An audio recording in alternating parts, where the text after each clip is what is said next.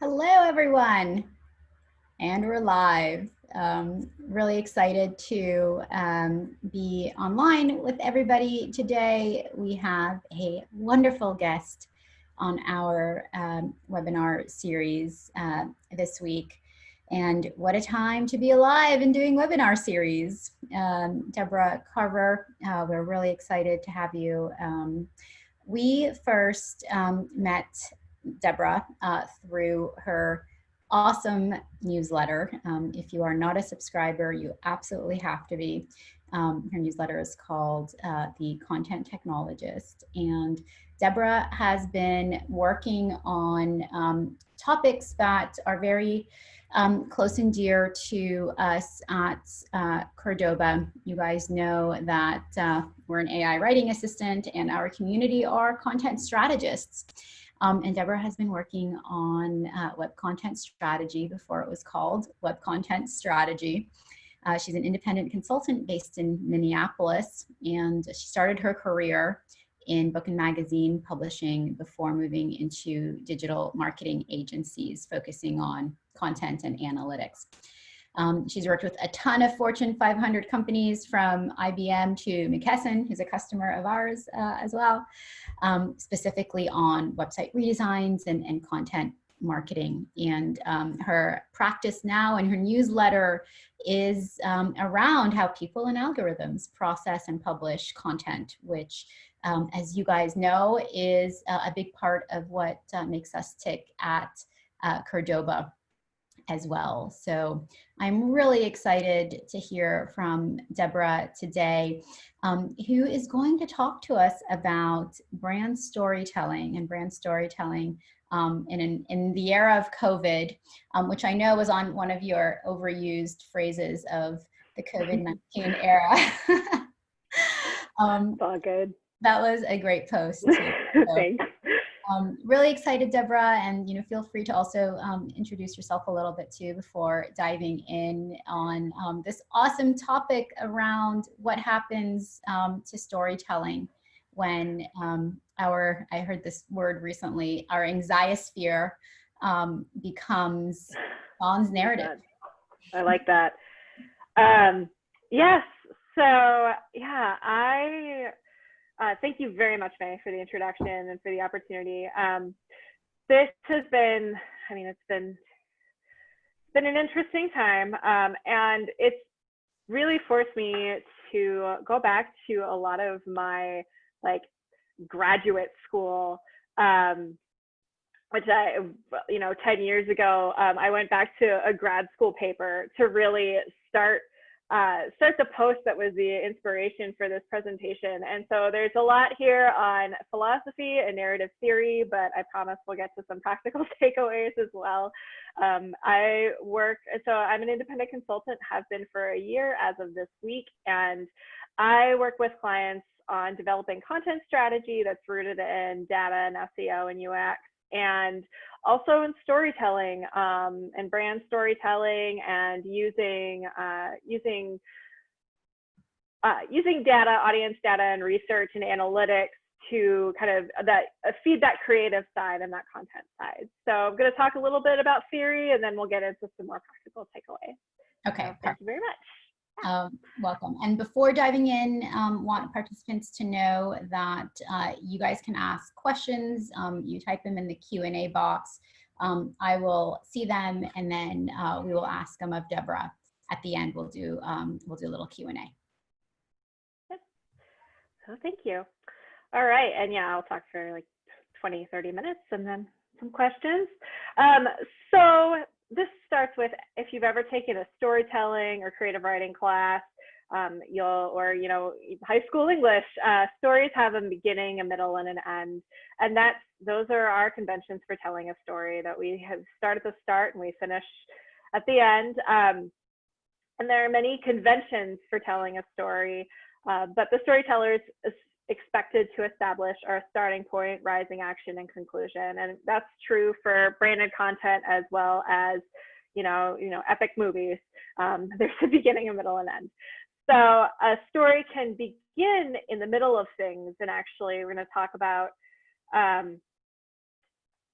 as marketers and as brand storytellers, often you're beginning with a story that you're working with a story that you didn't begin yourself.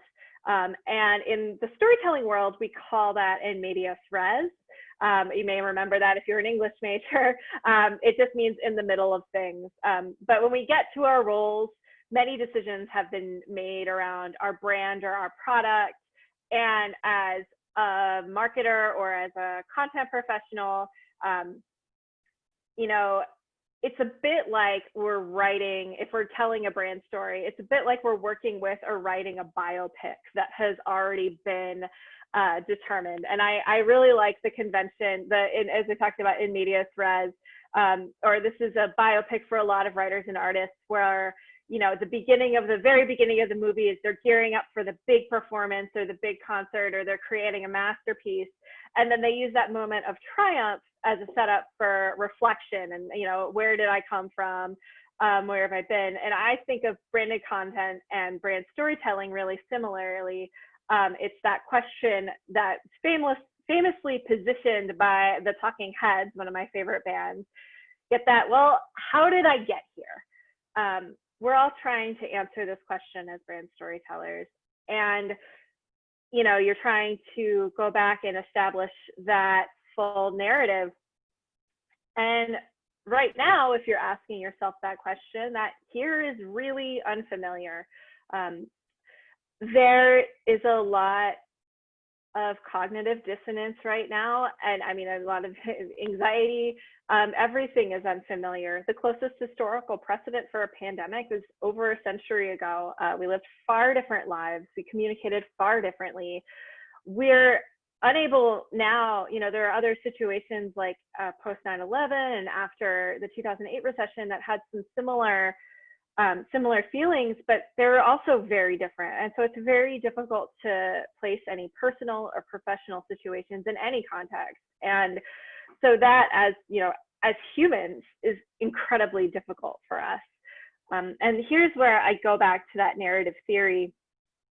This is a quote from a graduate school textbook that goes through, it's generally about how we use stories to establish findings in psychology or other human sciences. But narrative not only establishes human action in time, but draws from the memory of past actions. So a lot of people writing about narrative and storytelling, our narratives are most easily created when we're telling a story that we can kind of feel is similar to a story we've told before. And again, that's very, very difficult right now because we have no real idea of how this ends. Are we going to have other waves? Are people close to me going to be sick? Like, this is a terrifying time. And how will my work life be affected? There's so many questions, and there's not a set ending. And so we're all faced with a lot of cognitive and narrative dissonance. So there is this, how did I get here and what is here? And it's difficult to tell a story. But one of the things that I've seen and one of the conventions that I've seen is this, before and after idea of telling a story. And I looked a lot of places to find the actual source for this, but I haven't found it yet. So people just talking about before times and now. So it may have been a tweet, it may have been a series of tweets. I'm not entirely sure. So if I am going to keep looking for the source, but in any case, thinking of our current situation as, before as a brand marketer, is very clear planning, expected results. You do this, then that. I help clients establish benchmarks, and we look at past performance, and then you can make your future projections. Before times, we were planning for rapid growth, looking at new resources, looking what we could add in to an existing story, moving towards automation where possible to handle growth. I do a lot of work with helping companies select software that can help them automate, content-oriented tasks. so planning, and so helping clients move towards that automation beforehand to handle growth.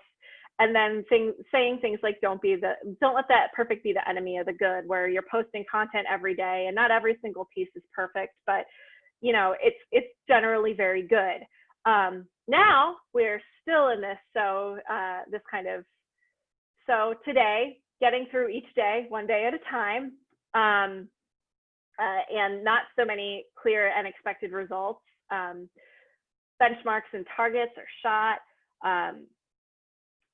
We're looking at things at systems like automation more from maybe you don't have as many resources as you used to, but now you're trying to look to put in some automation to help get things done, but then you have to program the automation. It's a lot. And now it's just kind of, we're thinking, what is perfect? What is good? What content is even relevant right now? In our after world, it's the social distancing. We're working from home still. And the constants are they're daily constants and getting through each day, but not this long-term planning that we've been used to for a long time. For most of my career, we've been able to think a lot farther out than right now. And this is a quotation from a man who is both a misinformation expert and a biologist and epidemiologist at the University of Washington. So right now it's his moment. But just thinking about storytelling, and we generally have this beginning, middle, and end. Now we're in this space where there's no absolute truth. Every model, and I mean, this is true of a lot of science and scientific findings. We're just living in it right now, but every model, each finding is just adding a weight of evidence in one direction or another. So there's not a lot of certainty for what's next. But with plans to reopen forming in some areas, and there's still very little we know for sure. We have journalists and media that are working very hard to report accurate information and repurpose it in a storytelling, in a narrative format that we're used to. This is finding the facts about the virus and how it's spreading, and people are working very hard. But aside from guidelines of social distancing and cleanliness, there's not a clear path forward. We don't have that memory of past actions to figure out what's going to happen next. And it's very frightening, especially when you're trying to, you have an audience for your brand and you want to be of help. And there's only so much you can do from a variety of perspectives. So in these uncertain times, what's a brand storyteller or marketer to do? You may have seen, and this is actually, I was talking about, I had my most recent newsletter was about cliches that we've been saying in the time of COVID-19, in these uncertain times is one that I see a lot. And you may have seen some of the ad parodies that were released a couple weeks ago. There'd be a shot of an empty shelf and then like this minimalist piano music and people saying a new normal. And those videos, a lot of which were produced in late March, the parody videos kind of point out that our rush to communicate can fall short. And it's also really hard to use our own words and tell it in any kind of original story when we don't really know what the story is. But at the same time, people are looking to brands to tell honest, accurate stories, to create honest and accurate content, whether that's marketing content or customer service content. And this is the stats from the Edelman Trust Report, which I'm not going to read through the whole thing. I highly suggest that if you are doing any kind of branded content, that you just read through it about public expectations and brand trust. And it's basically the public wants to know that brands are putting public safety before profit, that people still want to know that they're not being sold to, and that they want to see brands as a reliable source of information. Obviously not spreading any misinformation. But and the Edelman study, which was conducted back in March, but it's still true if you kind of look at the polls and findings. It is that people want to be able to trust the brands and companies that with true information, and also just not being overly sold. So again, what do? It's like you get to that. It's very different from the biopic moment where you're going to the moment of triumph. But I think about this a lot. We're in the middle of this. So how do we make sense of that story? It's really time to look around, dig deep, figure out where we started and who we are now. We're not about to have this big performance or create a masterpiece. It's very much the opposite of that, but we can reconsider the stories that we're telling. So this story has a beginning and a middle. We don't have a formalized ending, no way to put that familiar narrative structure or narrative, but there are some things that we as brand storytellers can do to kind of keep that narrative structure alive. So one of the big questions is, who are we now? And this is what I've been working with clients on. Let's establish who our brand is now, and take the time to really think about it. Scaling back, obviously a lot of us have been forced to scale back in a variety of ways, and reestablishing those essentials. In the content world, that really means, what are the content essentials that we need to publish or that we need to communicate, and looking into analytics, creating some new benchmarks, thinking about what's feasible, especially for this year. So some processes like A/B testing might not, you might not see the return on investment that you have with those in the past, because just web traffic levels are lower. So it's just, again, time to kind of scale back and reestablish new baselines that are a little more foundational than before. I really suggest digging into old research, especially qualitative research right now, for creating brand content, just to kind of remember, it's like remembering who you are.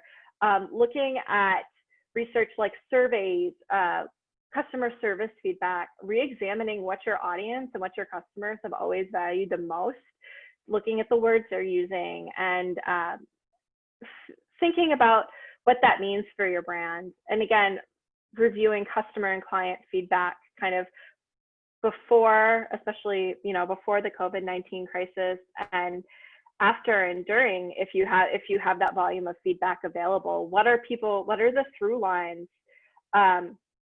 What's changed? How are people acting before and after? Are the words changing at all? Again, all of these are very much about listening and really thinking about, what do these words mean? What are the through lines that establish what the brand story that we're telling is? Talking with your teams, either direct reports or stakeholders, about how they're feeling now. We've all had a variety of feelings this whole time. There have been many, many roller coasters. But thinking about, and especially if you work on a team, people are maybe frustrated, easily annoyed. It's a good time to get really honest opinions. And that's, honest feedback is some of the most foundational work that we have, that data that we have to create a story. And talk to your higher ups honestly about where they see the story going, and how they see how things have changed. All of this combined with any other customer or old research feedback, this can really help provide a foundation for a new brand story. And then understand the resources that you still have available. It may not be the time, where you were looking to add new resources before, might not be able to be doing that now, but do you have tools or software where that you're using that you're not using to their full capabilities? So thinking about how you could automate a content distribution or a content schedule or something like that, or email. Are there opportunities within the tool stack or just in your day-to-day process and operations that you aren't using to the full to their full capacity? Just a good idea to understand where you are, what you have, take stock. And a lot of this, I mean, this is very theoretical and looking at a lot of research and databases, but you're going to start taking notes and write down your narrative and see where you are. Another big, not just looking at who you as a brand are, but also looking at your audience. And I think reading the room is incredibly important right now. Generally, I don't look at Twitter as much as some other sources, but I think Twitter is where a lot of people are being very honest, right? I mean, always. But it is a good place to kind of see where conversations are going, see where sentiment is going. So after you kind of audited and looked at your results and your processes, and you figured out what's working in the past, what's working now, revisit your audience and thinking about who are your audience, what problems are they facing, and how can you better meet those? If you have access to your audience, doing a quick survey. Reviewing your brand language is a big, I would say a major suggestion here.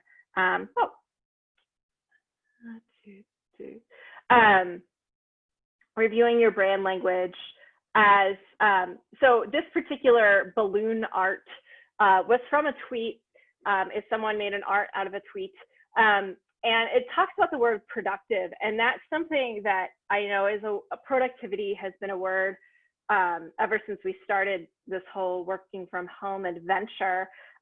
Productivity has been something that's been on a lot of people's minds, and it's been hard for all of us because even though we have technically more time, it's been very hard to be productive. So using a word like productivity in your brand language, this might be a time where you want to shift that and think about other words and other alternatives. Because that is one I'm still seeing a lot, and it's kind of like, things are different, and maybe that's not the word we should use anymore, depending on your brand and your audience. So deeply examining all those words that your brand uses and what they mean in the larger context now. And again, that's where I say, like, looking at Twitter, looking at LinkedIn, seeing what people are saying, revising your expectations.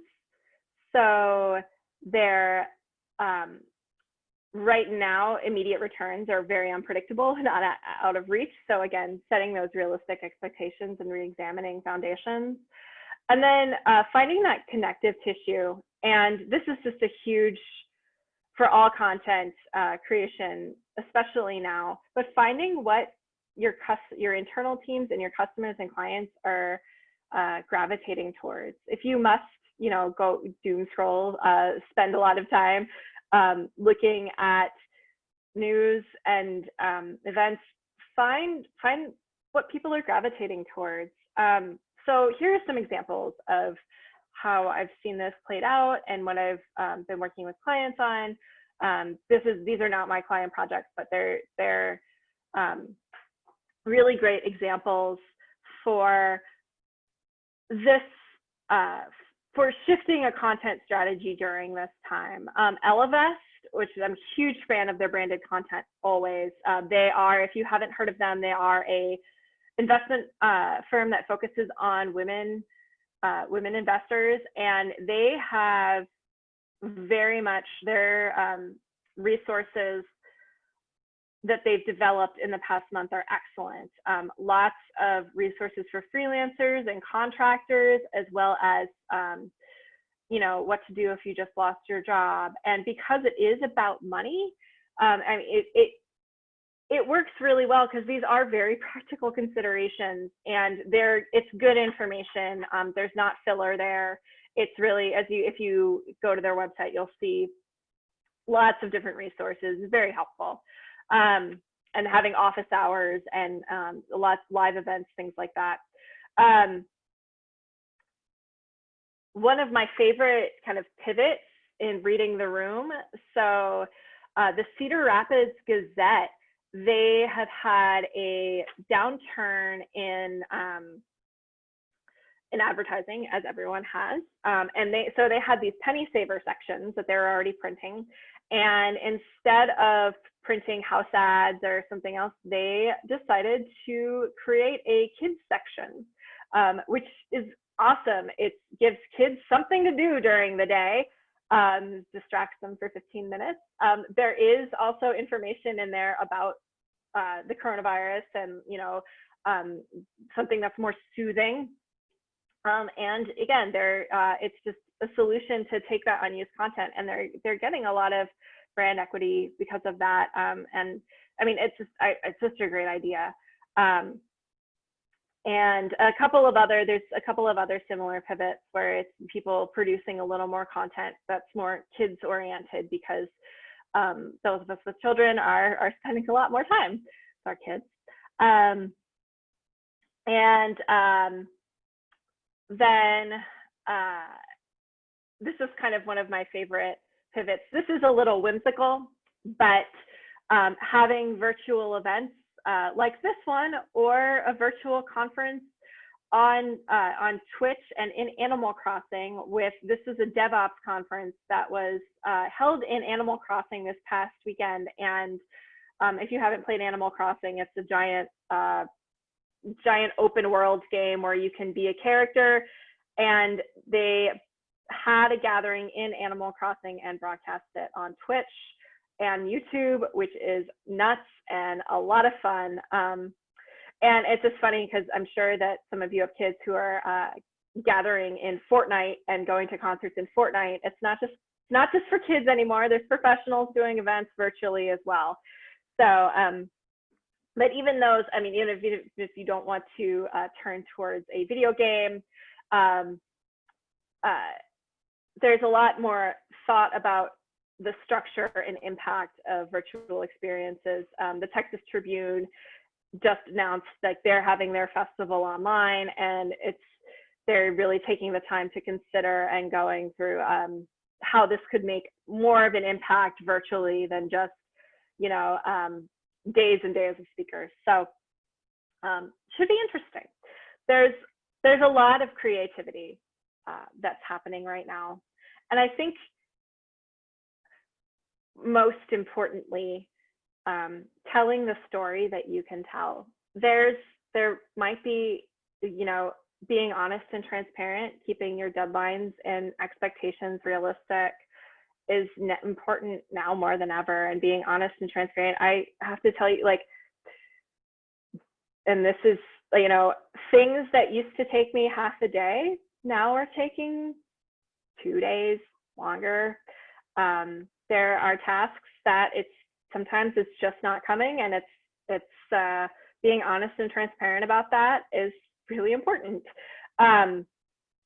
Pacing yourself and really to prepare for long-term growth, but just to prepare for the long term. You know, we've all realized that this isn't something that's just ending. And for some teams, you know, pacing yourself might be one tiny goal each day. For others, and this is what I'm working on with clients, is a collaborative long-term content calendar.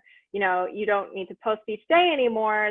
Customers aren't expecting that right now, but now you can pace and prepare and actually do the thought that you've been wanting to take time and take the thought that you've been wanting to put into your content calendar, into your brand planning, into revising a brand mission statement or a value statement.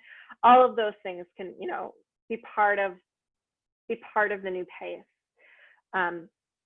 Acknowledging the before and after, especially if you are reporting up or reporting or have a team, and to say, okay, well, that was before and now this is now, is very important. And as you revise that story, and we're telling a new story. And as always, being prepared to iterate. That has always been true with, especially with creating content, where no one single piece of content is ever finalized, but now it's just being subject to iteration. You know, the like with those ads that from the beginning of the crisis, where it's, you know, empty shelves. Now we're a little past that, where our iterations are going to be a little bit different. It's the content that we're using, the cliches that we're using are going to change. So be prepared to iterate. But the biggest piece of advice that I can give is that taking the time to revise and strengthen that story, that beginning and that middle, based on feedback that you've gathered, based on listening to your audience, based on listening to your colleagues, that'll set you up for success and make future processes easier. As you're telling the story that you're able to tell.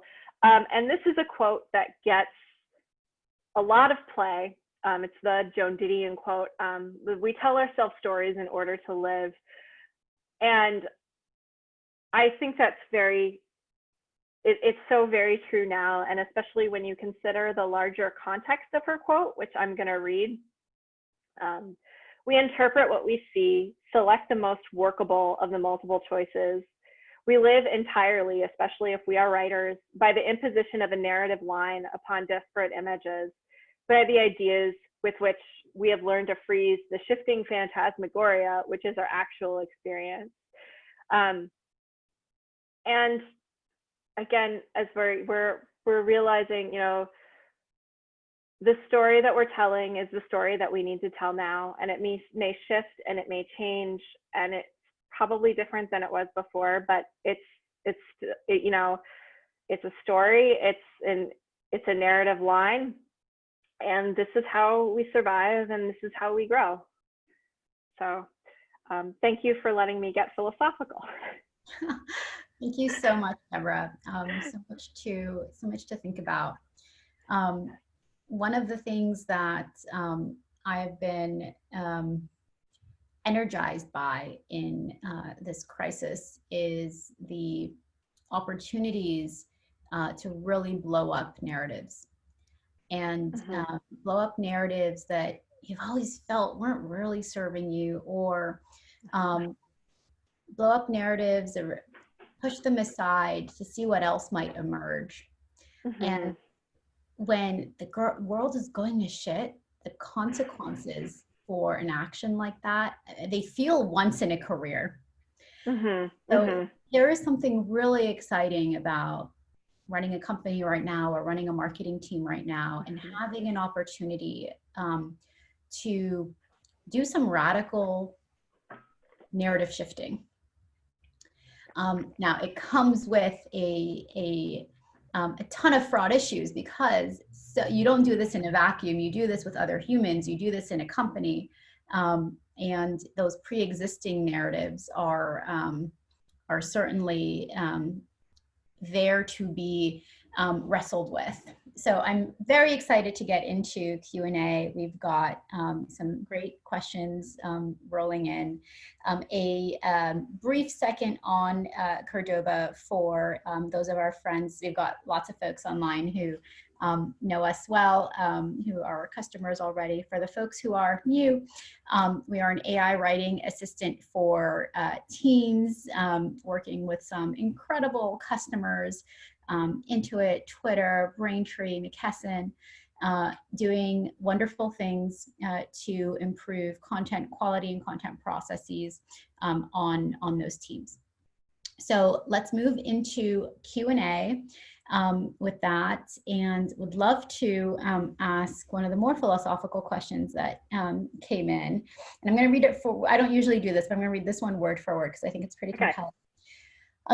Okay. 2 related questions on the concept of storytelling. We all use it and it can be very powerful, but in an era of constant scale-based dissemination of falsehood, does storytelling now appear to be, unfortunately, about the propagation of that falsehood? So has the trust in stories eroded, and how does that impact, B2B marketing? And secondly, does storytelling seem frivolous at a time when practical solutions are called for? Yes. So this is where I go back to, again, like the Joan Didion quote, storytelling as how we as people make sense of frightening events. And I think now more than ever, it is very important to acknowledge either internally or externally, if you can, where the stories are coming from. Where, if you are, telling a brand story or creating content, acknowledging your sources first and foremost always is, and acknowledging that your own either brand or personal content, like acknowledging your biases and stories, just as a lot of, you'll see it's growing even in journalism. We all come to the table with the story that we thought was true. And just acknowledging where you're coming from and acknowledging where you're getting your information from. And I think when it comes to talking through misinformation and the, political and media spectrum, I think there's a whole nother knot of complexity there. But I think really, as a brand storyteller, the best thing that you can do is base your stories in data, cite them where you can, and be prepared to back that up. And then, it's not being honest about the fact that you're telling a story. You're telling a story as a way to make sense of things, and not as the final answer. Everyone is fallible. And being confident in your answers while acknowledging your fallibility is also really important. And I think, it's also if you can't say something, maybe then back off. Maybe it's not the time, and it's okay to wait now too. You can't say something authentic. Yes, exactly. Related on that point, another question. As a content marketer in writing, I'm feeling burnt out taking the COVID-19 angle to my stories. Is it possible to create and publish both relevant and empathetic content that doesn't have specific COVID language, or should those evergreen type content projects be put on hold? I love this question. So I was reading yesterday, actually. No, I don't think that you should put it on hold. A lot of people are feeling this. We're feeling burnt out by writing it. We're feeling burnt out by reading it. It's clearly a cloud that's over everybody's life, whether or not we're acknowledging it. And audiences are, at least in media companies, I know, starting to go back to more typical reading patterns where if it's not, they're reading stories that aren't just about, they're reading more general news stories and not just about coronavirus, or the opposite of the coronavirus story, which is feel good no matter what. People are going back to normal reading habits. So I do think it's very possible to create relevant and empathetic content without really specifically, talking about specific COVID language. I don't think that needs to be there. I think that as long as your tone remains empathetic, then yeah, that keep on writing, and maybe not publishing exactly as soon as it's done, but just I think it's a great time to make evergreen content. Mm-hmm. We talked about evergreen content that's just going to be a part of your brand website or materials for a while, that, you know, in-depth resource content. I think it's a great time for that. Yeah, cool. Yeah. Moving a little bit to the kind of tactical, you had talked about a question around the slide of reading the room. And number one was audit your results and processes. And, you know, another term on your COVID cliches list, new normal. What is our new normal when it comes to results and processes? You know, I'll share mine if you share yours. You know, our traffic is down 30%.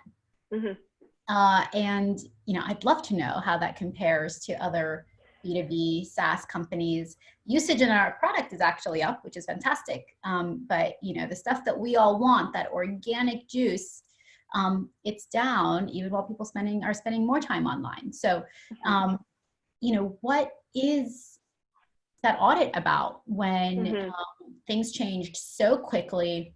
All of our numbers have drastically changed, and we really don't have anything to compare it to. Yeah.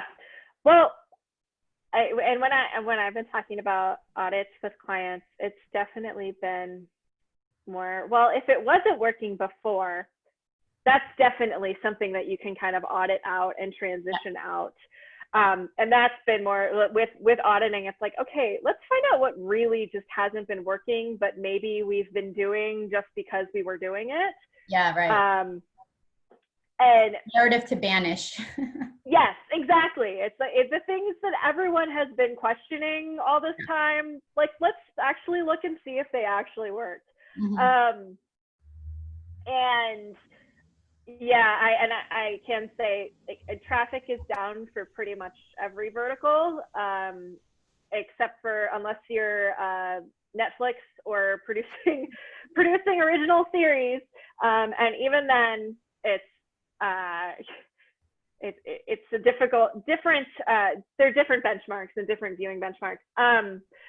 I think the other thing with auditing that I've seen done really well is with some more lifestyle oriented media companies really letting that home creativity be okay, whereas it wasn't before, and letting, you know, things that maybe aren't as polished and produced, that's okay. I mean, that's been okay, but it's definitely more acceptable now to have something that's a little more spontaneous and honest than something that's super produced and you know, very, because I mean, literally people can't get into a studio to sit together to write these things and create these things. So it's leaning into that spontaneity is and looking at the benefits of that process too.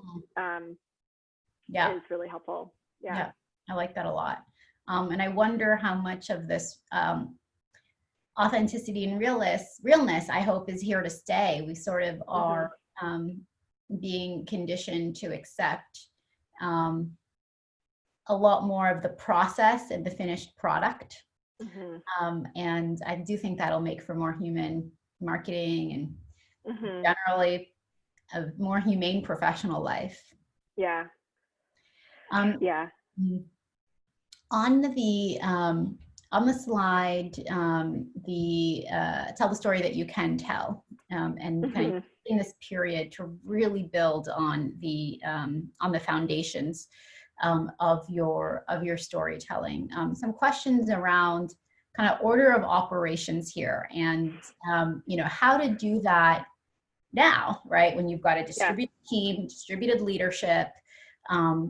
a kind of North Star that may be up in the air, an audience that's distracted, how do you think about strategic narrative, product positioning, narrative, terminology, brand voice, kind of the tactical things that, you know, our product wants you to know?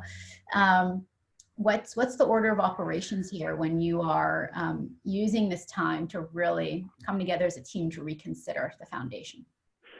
Yes. Or reinforce it? Yeah, as I said, I've always been kind of an academically oriented person. And so I really take a lot of stock in taking time to gather your data and gather feedback. Again, kind of with that, talking with your team, like one-to-one time has always been important with any kind of internal stakeholder process. Like as far as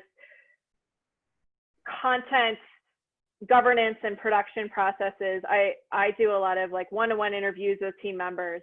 I think that those are still very easily done now, and I think that that's a really great place to start with your research. And getting that data, and then also getting some, if you have quantitative data and analytics, that customer service feedback, you know, I always start with this, like, okay, let's get all the data and then look at it and see where we can find the trends and commonalities and map that out. That is, and letting people know that that's what you're doing, obviously. If you're talking to someone and you're saying, I'm getting feedback, like making sure everyone's very aware of that's the process that you're following, is really, you're going through this data gathering process, you're doing interviews, and then you're looking at all of those and seeing the through lines that come through and taking that time to kind of close read. And then, yeah, building prototypes. It's a great time to prototype and to iterate and to get back, like based on that data, but then get back to seeing like how do these actually, if I wrote it this way, does this actually resonate with my internal team or with my audience? And seeing, you probably won't be able to do a ton of audience research right now, but just testing where you can. It's difficult. I wouldn't, extensive ongoing UX testing might be difficult, but just getting internal feedback and internal buy-in, and even just social, like, you know, trying out new language in a LinkedIn post to see how people react to that is always a good step. And then, yeah, then just, I would say taking the time to kind of write it through and also think through the iterations. A lot of times, in the before times, we don't always think through the impact that something could have, because we were like, okay, I have my deadline and it's done, and now I'm going to the next thing. Like thinking through how maybe some different iterations would look. Sometimes we don't always think about the potential, like 1, 2, 3 impacts of saying something a certain way or positioning a product a certain way. Now's a good time to talk through potential impacts. Yeah. The corollary to that feels like, and this has been some of our own experience too, that when trees are growing to the sky, it's much easier to imagine a market's future and be building for a future versus what you see in front of you right now, what customers are telling you they want right now. And there is something about the overall loss of narrative that forces you to really consider kind of the bird in hand, and iterating on that. It's an incredibly focusing function. Yes. Yeah. It is. Yeah. I think that, yeah, now's a good time to also experiment a little with that foundation too, and Yeah. and see, okay, we've always been thinking about going this way, but it was a little risky before. Like, can we Mhm. experiment maybe? Yeah. And see where that goes. Yeah. Yeah. On brand language, a question around how to do this when we're all working from home. So you've got a compelling new idea. You really weren't able to try it before. Now, you know, it's anything goes, and you're ready to kind of test this out. You've got your data. Um, how do we create buy-in? How do we create um, teamwork, the teamwork that needs to happen for real kind of brand language to take root in a company? Mm-hmm. I think there's, I think it's just such a good time for honest feelings. And if you can workshopping things actually with people one-to-one and gathering that feedback is probably a lot, I would say, for the clients that I've worked with. It's a lot easier to get people one-on-one rather than in a group meeting setting, and getting that like really honest feedback. Yeah. Like we're all a little, our fuses are a little shorter. I think now it's like the workshopping that is and getting buy-in for that internally and getting that honest feedback. I think it is possible now. I think that, yeah. Whereas kind of previously you'd put everyone in a room and you'd, you know, order lunch. Now that's really not trying to do that on Zoom is not going to be effective. No. And so workshops as kind of serial one-on-ones where findings are kind of serialized in between feels like, yeah. And I'd also recommend getting on the phone instead of a Zoom call for feedback. Oh, interesting. It feels a little more like you're going to grab a coffee if you're on the phone right now than the kind of formality of the Zoom call. And it's depending on the person and depending on the stakeholder, but I have found myself being a little more honest on phone calls than maybe in a larger client, you know, collective Zoom meeting. Yep. So, yeah. I totally hear that. Another question. Can you give an example of a client that you're helping with shifting their messaging right now? And feel comfortable to do this on a no names basis? Yes. I'm trying to think about how to describe this without giving them away. So I'm working with a client who is providing a needed utility in their a software that enable that utility. And there has been, you know, it's been very much like, well, we are always set up to work remotely. Like we're ready to go. And especially when this first began, there was a lot of like, well, just tell everyone we're ready. We're open for business. We're 100% open for business. And it has been like, maybe we should rethink like the gung-ho-ness of this and take a step back. But then also we've been working on how when we started the project, like it was very much about immediate short-term value and the short-term value proposition.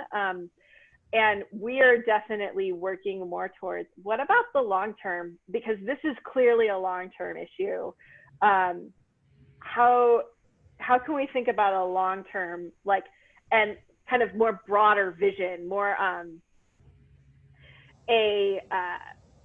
it was not utopian, but just a more positive future that comes from rather than the immediate, this is what the product does and here's why you need it. So it's more like we are helping this broader cause versus like, we're here for you to get your work done this week. Yeah. Yeah, that's been an interesting challenge too. Because I know there's always a sales team that's like, well, we have to sell things now. And it's like, well, yes, but Yep, we and need they're to. incredibly stressed right now because Yes, budgets are yes, basically frozen. yep, Yeah. yep.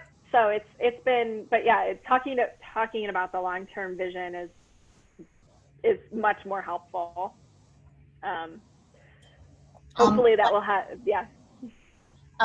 Once folks have really got a strong kind of long-term vision, a brand narrative that goes with that, a question on kind of the tactics of turning that into brand voice.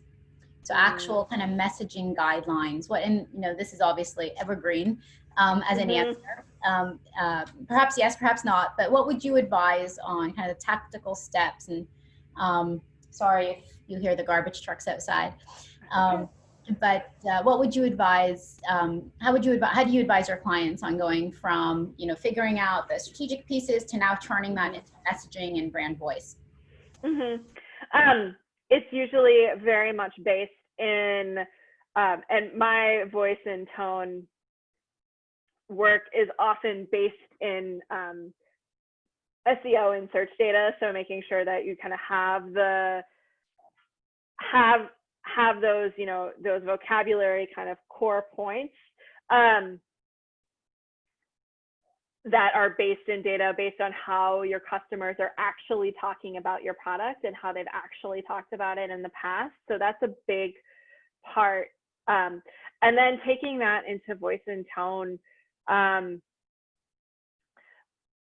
Voice and tone is largely a reflection of the stakeholders in the company and stakeholders in the brand personality. And so a lot of times what I'll do is we'll say, okay, we have this feedback, here's some language that your customers have used. Like, what do you most identify with? What rings the truest? What is the most authentic? And, or if you have kind of stakeholder and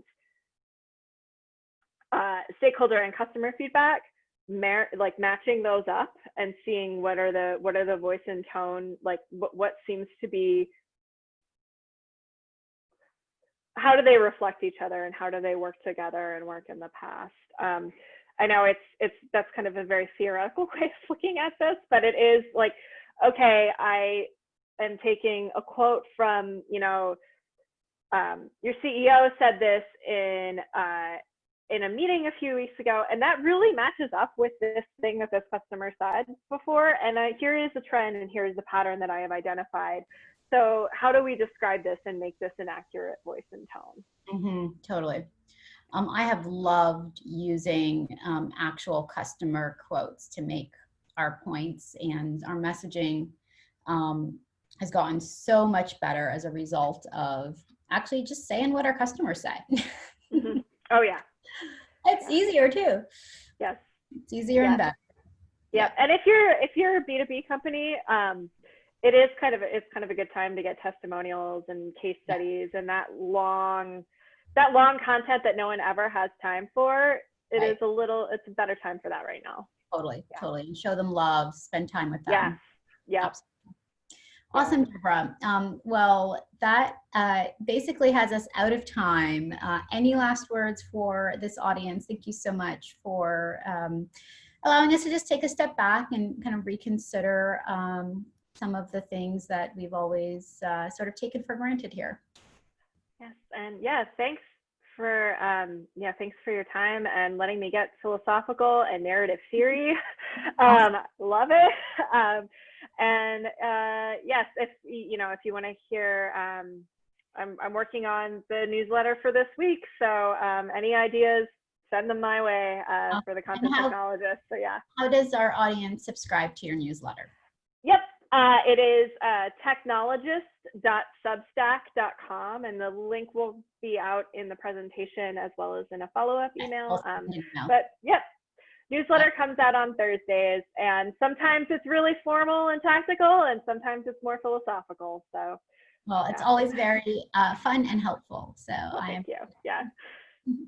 Thank you very much, Deborah, and thank you to Bye, everybody who tuned in live. Bye, everyone. everyone. And yeah, Bye. bye. Thank you.